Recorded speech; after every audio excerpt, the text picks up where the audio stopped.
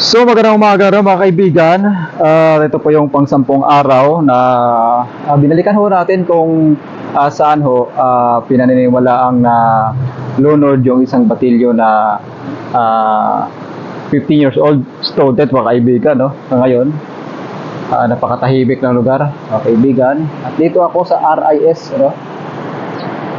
Ito po, yan.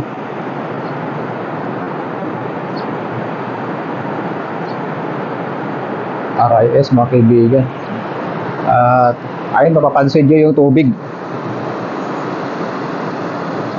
Kulay baylo na ho yung tubig mga kaibigan at may kalalim na. Hindi na gaya ng ilang araw na sa vlog natin. Malinaw yung tubig at mababaw. Pansin nyo yung ship pile na nakaabang sa tubig. Malakas na yung tubig mga kaibigan.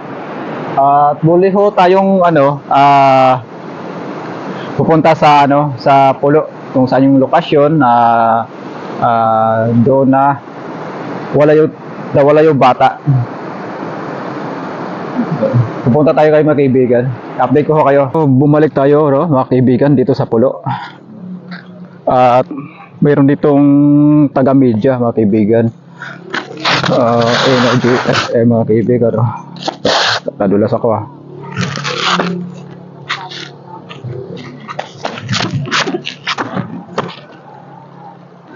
So yun mga kaibigan, hindi na ho natin makikita yung mga concrete blocks dito. Ay malalim na ho mga kaibigan. Yan. Yung dating seawall na puno ng mga tao rito mula nung isinagawa yung search kay Juros. Ngayon sobrang tahimik na.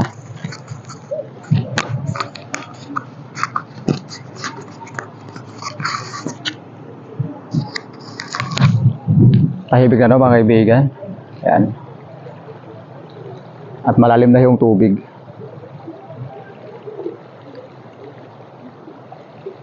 Bagaman mayroon pa namang mga tao na na nagmamasid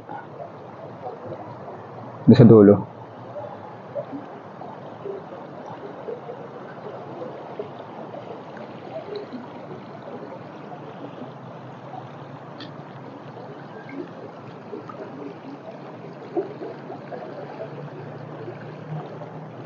Ito yung baba ng ito yung baba ng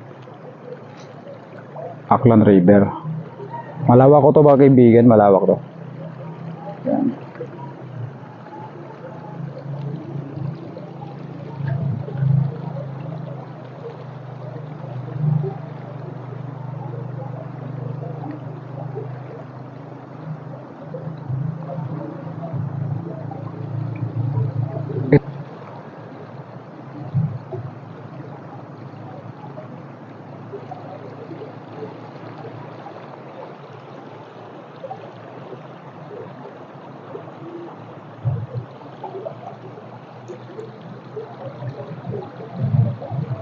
Ay irado din. Gali yata yan sa pinakataas na ng Aklan River. Ito sa may parte ng Libakaw.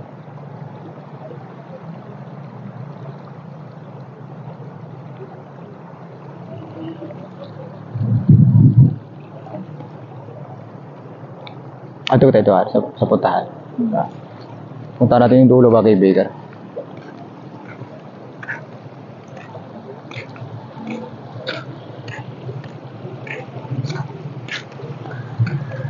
Dibawa mo so hindi ka kasi diyan gagas ibahan na yung diba? Paano nga inanda magagas? Pasig mahugod ka ron. Paano nga inanda magagas ron? Ay di ka to nga di mo. Ay di ka to nga di sa tunga. Patabok ka di iya. Huwag nga ni kaabot bubuto nga pag itsak pa karon. Ya kali ba? Ay magumot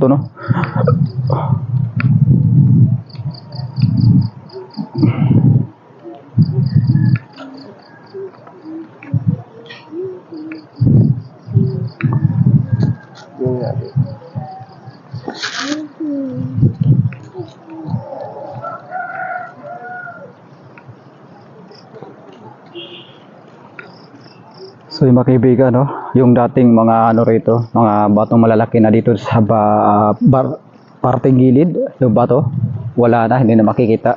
Sa lalim na itong tubig mga kaibigan.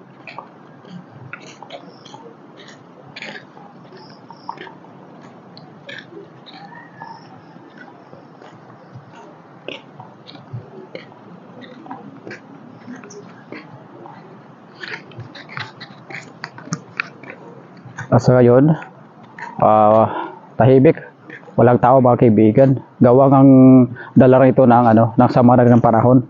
Kasi dalawang araw na may kalakasan yung ulan dito sa dito sa Aklan mga kaibigan. Dito sa parte ng Visayas. Pero marabaw talaga to.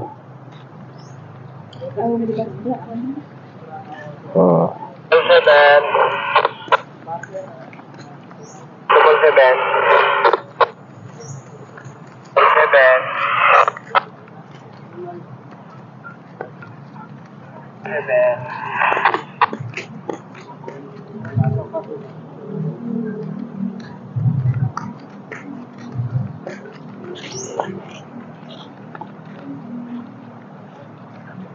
Nagbabakasakali pa pero baka tao nga magwa pa tibaw. Pero pagwari karon ay masikot. Kasi ito nga lugar.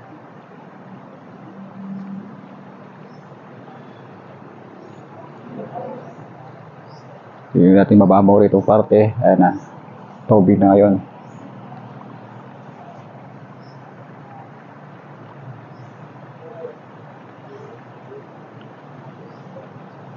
So yun, mga kaibigan, no? Ito na yung update. Pang 10 araw mga kaibigan. Yun. Sa mga patuloy na nagsuporta sa channel ko mga kaibigan, no? Nagpapasalamat po ako. Nagpapasalamat ako ng marami. Lalo na sa mga viewers sa ang dako ng mundo. Luzon, Visayas, Mindanao at umabot pa ng Saudi Arabia at United States, mga kaibigan, no? At yung sa mga nag-comment naman, so pasensya na ho kayo dahil napakarami dyan. Hindi ko kayo ma-replyan lahat gawa ng sa dami ng mga comments. So ayun, at sa mga negatibo na nagbibigay ng komento tungkol ron sa huling nakasama ng bata na nalunod na si Joros Flores. So ngayon, kaklaruhin ko mga kaibigan, no, ayon sa sa live ni Kapobreng Archie Hilario, mga kaibigan, no. At dito rin sa himpilan ng Banga Police Station, nakapanayam din ng media yung huling kaibigan na kasama ng batang nalunod dito sa Aklan River, no. Kaklaruhin ko po mga kaibigan, no. Wala pong foul play na nangyari mga kaibigan. Wala pong foul play mga kaibigan. At ngayon hindi na natin makita rito yung pamilya ng batang pinaniniwalaang nalunod. At ayon dun sa ulat ng tatay ng batang nalunod, mga kaibigan,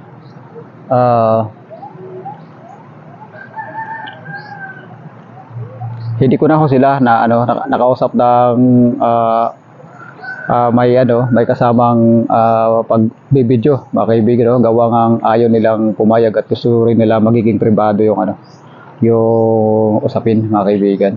Pero nakausap ko naman ng personalan yung tatay, pero hindi ho tayo nagbibidyo at pumayag na rin ho yung tatay na itigil na ito. Kung sa tatay, pwede daw itigil yung pag-search ng at antabayan na lang natin kung ano pa mga dapat na mangyayari dito sa mga araw na darating.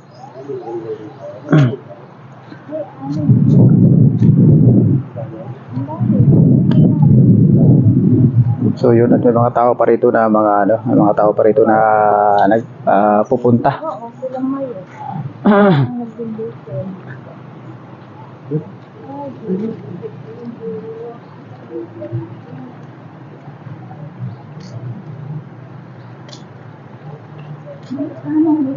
At yun mga kaibigan, ito yung update na pang-sampung araw na pagbisita ko rito. Pasensya na ho kayo dahil masyado rin tayong busy sa sa trabaho at mayroon din ho tayong inaasikaso na trabaho. Ayun. And asa nag-request gusto makita nila yung partner ko rito. Ito na yung partner ko mga kaibigan. Yan. Ito na yung partner ko mga kaibigan. Saan nag-komento yun? Nahiya yung partner ko eh. Oo. Nahiya siya eh.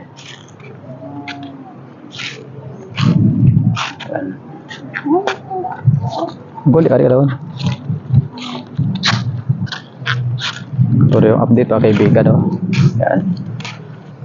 Usap na yung panahon ngayon eh. Tagulan.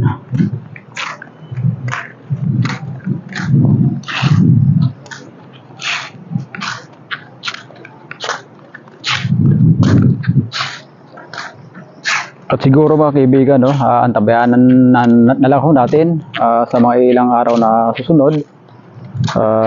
Hindi pa rin natin to tinutuldukan mga kaibigan. Gawa ngang baka malay natin lumutang doon sa parte ng dagat mga kaibigan sana. Lumabas ga ho siya kahit paano mga kaibigan. So yun.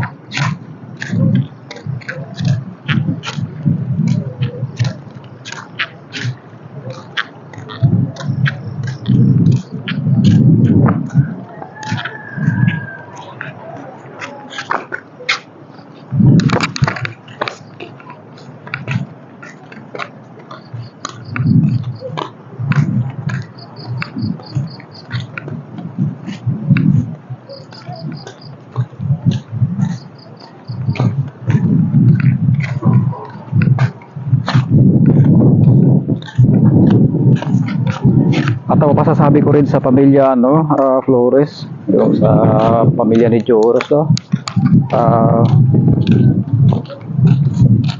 first in peace dala kay Joros. At magpakatatagala ako kayo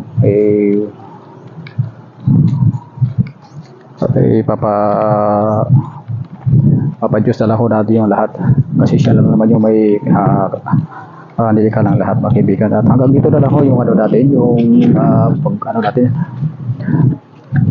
At magandang umaga po sa lahat. Maraming salamat.